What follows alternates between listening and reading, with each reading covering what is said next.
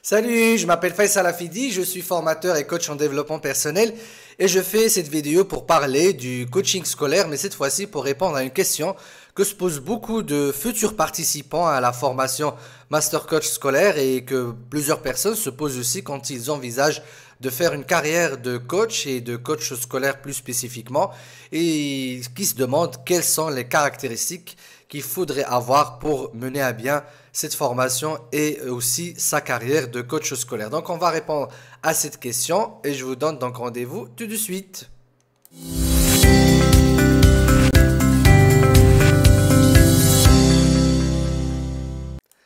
Très bien, donc en fait l'idée c'est qu'il y a des personnes qui envisagent de changer de carrière ou qui ont déjà une carrière dans l'éducation ou un métier dans l'éducation qui voudraient faire une formation en coaching scolaire, soit en complément de leur activité dans l'enseignement ou peut-être pour en faire un travail à plein temps et donc qui se demandent est-ce que c'est possible pour eux de faire cette formation et est-ce que c'est possible pour eux de devenir d'excellents coach scolaire. Donc, quelles sont les caractéristiques qu'il faudrait avoir pour pouvoir réussir en tant que coach scolaire? Alors, tout d'abord, il faut parler des études. Alors, quand on parle de coach scolaire, c'est-à-dire qu'on va aider des élèves et des étudiants à réussir dans leur scolarité, alors on pense que peut-être nous avons besoin de faire de longues études. Non, on n'en a pas besoin et je vais même vous choquer, on n'a même pas besoin de faire, d'avoir peut-être 100 bacs. Je vais un peu à l'extrême. Mais il faut savoir que c'est pas du tout nécessaire.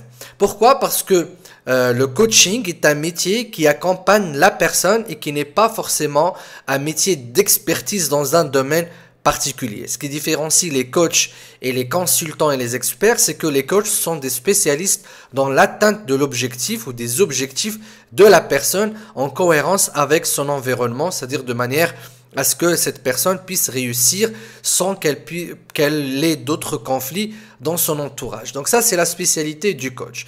Donc quel que soit l'environnement de cette personne, le coach s'adapte à cet environnement en se concentrant tout simplement sur la personne.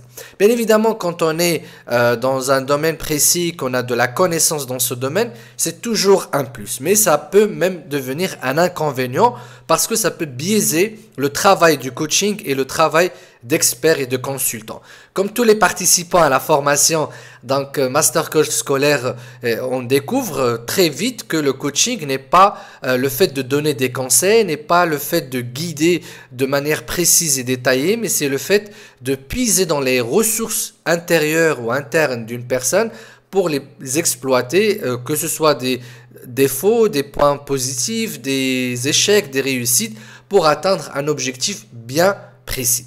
Donc encore une fois, nous n'avons pas besoin de faire de longues études pour être de très bons coachs scolaires.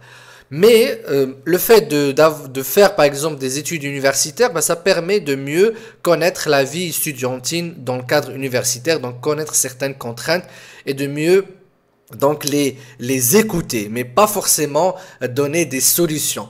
En faisant une école d'ingénieur ou une école de commerce, on peut connaître les avantages et les inconvénients de ce genre d'établissement. Donc encore une fois, ça permet d'être un peu plus empathique, d'anticiper sur certaines problématiques, mais ça ne fera pas de vous de très bons coachs pour une catégorie bien précise des élèves ou des étudiants.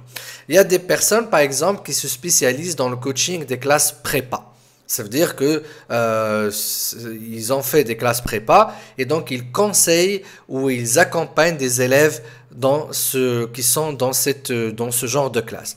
Alors souvent, en fait, ça ne devient pas du coaching, ça se transforme en fait en mentoring. C'est-à-dire que voilà moi comment j'ai réussi en classe prépa et je te montre comment tu peux faire. Et donc ça, c'est pas du tout du coaching, mais c'est du mentoring et parfois c'est du conseil. Donc encore une fois, c'est un avantage de connaître et d'anticiper sur les problématiques de vos élèves et de vos apprenants, mais ce n'est pas forcément un point nécessaire pour réussir votre mission de coach.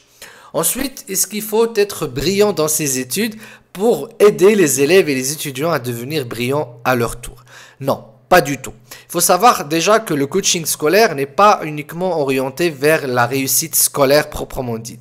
C'est tout d'abord créer une cohérence, un équilibre, une force de la personnalité de votre apprenant pour qu'il soit en harmonie avec son environnement, avec l'école, ses contraintes, avec ses enseignants, ses parents et ainsi de suite. Donc, il y a un travail sur la personnalité qu'il faut souvent faire.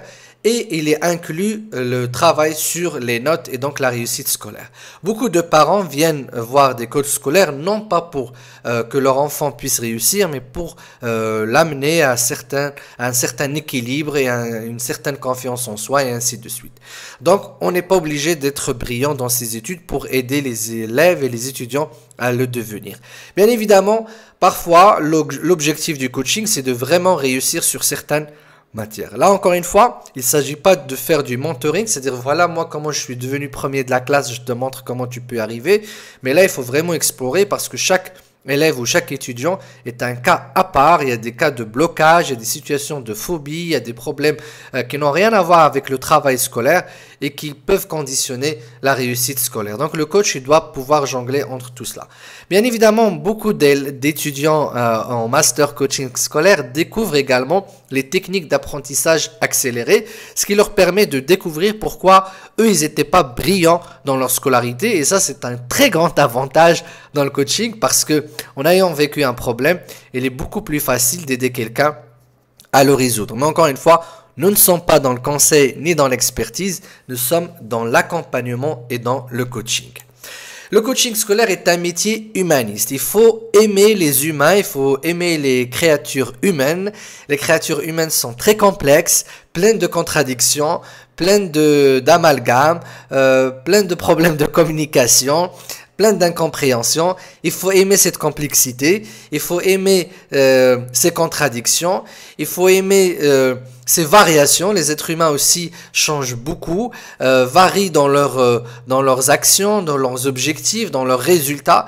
Et donc, il faut être très, très tolérant par rapport à tout cela. Donc, un travail humaniste, ça veut dire qu'il ne faut pas être rigide, il faut être très flexible, il faut être bienveillant, il faut être accueillant.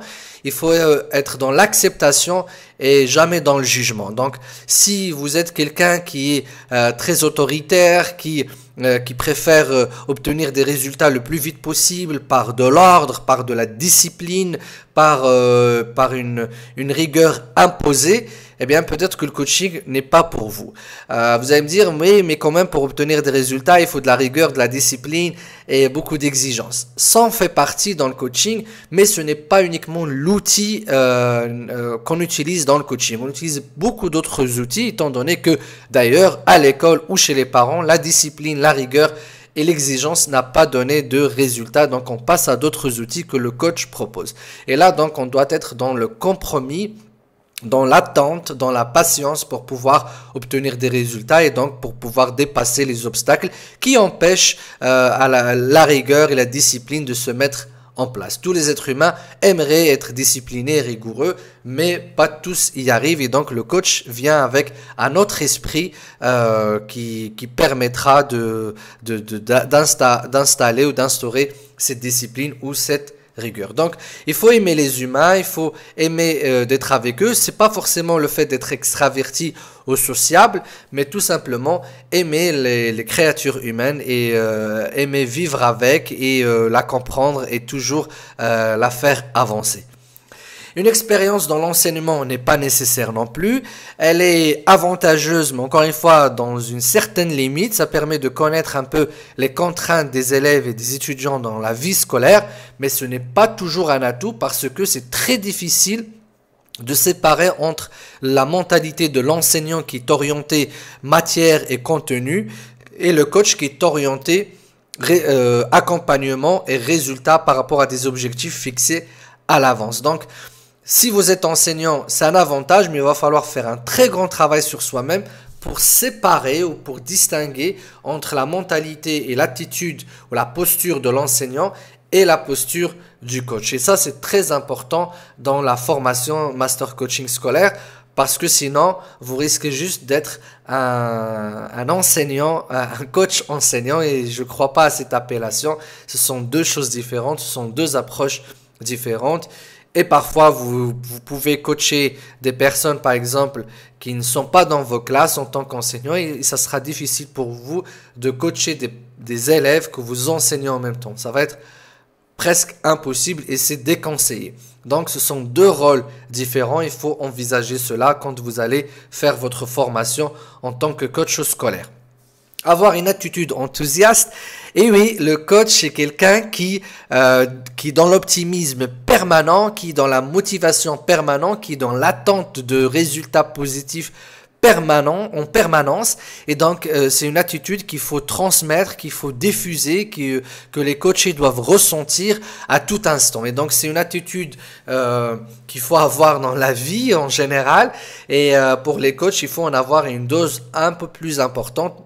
Pas uniquement pendant les séances de coaching, ce n'est pas une technique, mais c'est un état d'esprit. Donc, si vous êtes quelqu'un qui est beaucoup plus orienté risque, beaucoup plus orienté analyse des dégâts, des problèmes, de chercher ce qui ne marche pas d'abord, peut-être vous êtes fait pour une fonction d'ingénieur ou d'un qualiticien, par exemple. Mais dans le coaching, on est un peu dans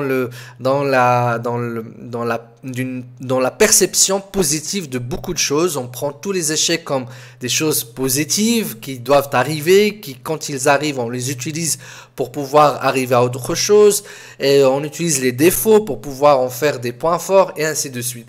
Donc on n'est pas là dans la réparation de l'être humain, mais on est là dans son accompagnement, dans sa malléabilité pour pouvoir utiliser tout ce qu'il a comme point fort, point faible, défaut, qualité, pour pouvoir atteindre encore une fois un objectif bien précis. Donc cet enthousiasme est très important dans la vie des coachs, il faut le travailler, des fois il faut faire un travail très profond sur soi-même. Donc pas de place à la dépression, pas de place au découragement, pas de place au jugement, pas de place à la défaillance dans son état d'esprit. Il faut toujours regarder les choses de manière positive pour pouvoir les réaliser. Ensuite, être dans une logique de progrès permanent. Pour les coachs, c'est toujours l'atteinte d'objectifs. D'ailleurs, je l'ai fait exprès, j'ai parlé plusieurs fois d'objectifs parce qu'il n'y a pas de coaching sans objectif. Donc, il est très important d'apprendre à être dans le progrès permanent. C'est-à-dire tout ce qui peut nous arriver pendant les séances de coaching, pendant le parcours d'un coaché, va être transformé comme outil de progression. Un échec fatal va devenir un outil de progression. Une défaite qui casse va devenir un outil de progression. Des parents, des enseignants, une école qui est déstabilisante, cassante, démotivante, eh bien pour nous dans le coaching va devenir un outil de progrès permanent. On cherche tous les moyens pour pouvoir progresser, sans parler bien évidemment des choses positives qui facilite le progrès. Donc le coaching a une notion de progrès très dominante dans sa façon de travailler, de réfléchir et d'amener le coaché à atteindre un résultat. Donc si vous êtes dans l'introspection, dans le passé, dans l'analyse méticuleuse de tous les événements dans le passé, de l'enfance, rien que pour les analyser, pour les comprendre, pour juste avoir une certaine lucidité par rapport à vos comportements, eh bien, si vous êtes du genre à aimer faire cela, peut-être le coaching n'est pas fait pour vous. Peut-être il va falloir s'orienter vers la psychologie, encore plus vers la psychanalyse. Parce que c'est là où on fait de l'introspection uniquement pour s'introspecter. C'est pas une mauvaise chose, mais le coaching n'a pas cette logique, n'a pas cette façon de voir le monde. Donc on fait de l'introspection, mais dans la limite de comprendre quelque chose qui va nous permettre de progresser. Donc le coaching, c'est comme son nom l'indique, on dit coach, ça veut dire, ça vient du mot coacher, c'est quelqu'un qui mène les personnes d'un point A à un point B. Donc le coaching, c'est avancer, avancer, avancer. Et donc il y a une certaine mise en action du coaché pour pouvoir avancer. Il y a des personnes qui viennent dans le coaching pour se comprendre, pour s'analyser. Donc, c'est pas du tout l'approche qu'adopte le coach. Ensuite, être orienté objectif. Et là, je clôture cette vidéo avec cette notion. Quand on est coach, on doit être orienté objectif. On doit avoir cet esprit de chercher les solutions et d'atteindre un résultat bien précis tout le temps, tout le temps, tout le temps, tout le temps. Bien évidemment, tout en étant, encore une fois, enthousiaste, patient être dans le compromis, être parfois dans l'attente, être parfois dans la passivité. Donc, être orienté objectif, mais sans avoir cette agressivité, on va dire, sportive, on doit à chaque match gagner. Non, on a des séances où on perd, on a des actions qui ne marchent pas, on a des choses qui ne fonctionnent pas, on a des défaites lors du parcours du coaching de l'élève ou de l'étudiant et de la personne en général, mais on garde toujours en tête qu'on a besoin d'atteindre un objectif bien précis.